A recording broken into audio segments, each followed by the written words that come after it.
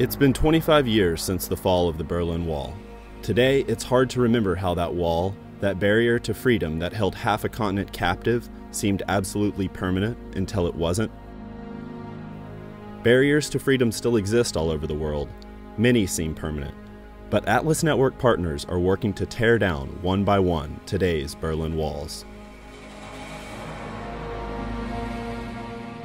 In Venezuela, the ruling socialist regime is bleeding the life from this once wealthy country. Its tactics are familiar: censoring the media, fostering class war, and constantly attacking private property rights.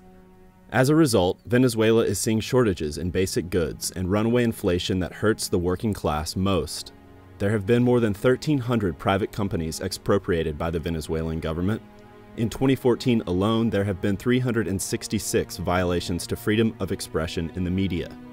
But an opposition movement led by young people and students who want freedom has grown and will not be silenced. It receives its intellectual energy from Atlas Network partner CEDICE, ranked in an independent study by the University of Pennsylvania as the most effective think tank in Latin America.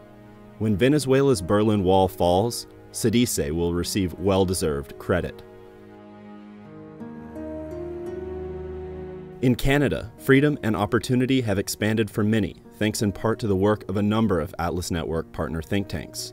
But the Macdonald-Laurier Institute recognizes that Canada's 1.4 million Aboriginals face special barriers to opportunity. Institutionalized systems of paternalism have destroyed Aboriginal communities that face unemployment rates of 75% or more. Life expectancy is a full decade shorter than for most Canadians. How to reverse a culture of dependency that has fostered such unjust outcomes? The Macdonald-Laurier Institute has partnered with 650 First Nations chiefs in Canada to advocate for reforms to unlock natural resources for development, integrate Aboriginal business people into a booming energy market, and destroy negative stereotypes in the process. In Eastern Europe, hard-won victories have suffered setbacks. After the collapse of communism, Poland demonstrated how bold market reforms could set a course for long-term prosperity. But this year, Poland's government seized over $48 billion from its citizens' private pension accounts to address a short-term fiscal imbalance. The disregard for property rights sets a disturbing precedent, and the move makes Poland more vulnerable to the long-term problem of an unaffordable welfare state. The Civil Development Forum has played a leadership role in turning public opinion against the plan, and it is waking up those in other Eastern European countries to the dangers of nationalizing private pensions.